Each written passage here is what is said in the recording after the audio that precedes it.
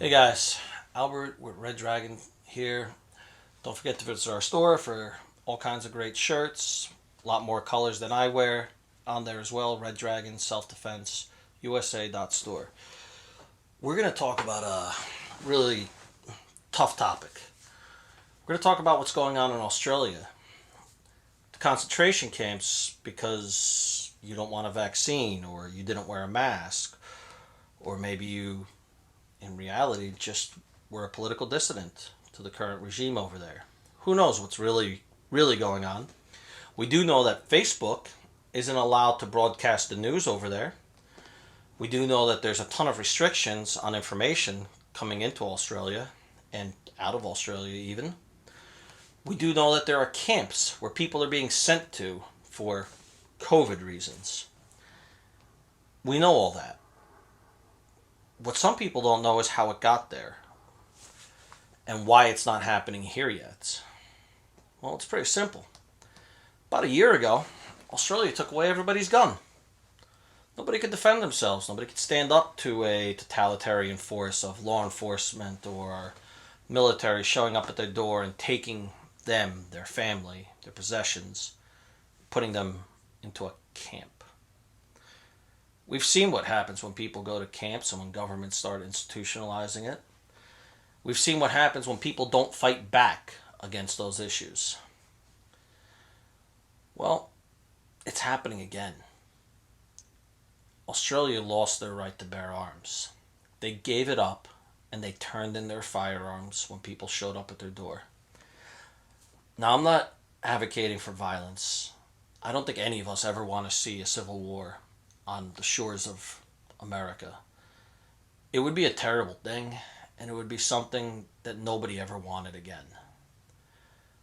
But if someone violates your constitutional rights, someone kicks down your door, someone's talking about putting you on a train, that's the line, guys. That's where you say, this far, no farther. You don't get to take my rights away. You don't get to take my firearms. You don't get to lay a hand on my family or send me to some camp. You know, we have a sad history of making bad decisions sometimes in this country.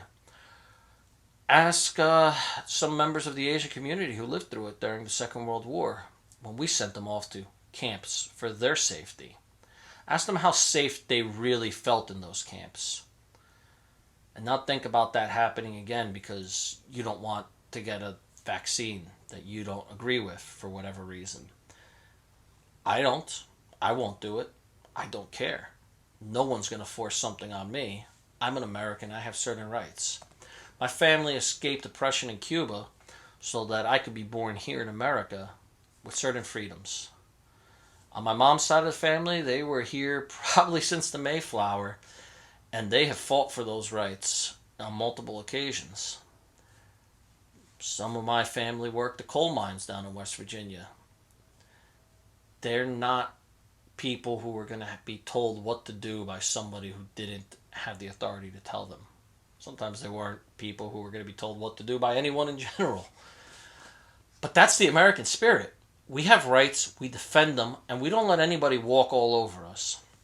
So the next time you hear Beto or, Brandon, and hey, remember, let's go Brandon, telling you that it's time to take away your guns, ask yourself, what is it they have planned that hasn't happened in this country in over 240 years that they suddenly are worried that you don't agree with? That if you have a gun, something will go bad for them. That's a scary thought. Because if they're taking your guns, it means they know they're doing something that could get them shot. So till next time, folks, remember, we're here to help you unleash your inner dragon, to be prepared for situations we hope will never, ever happen. God bless. God bless America, especially now.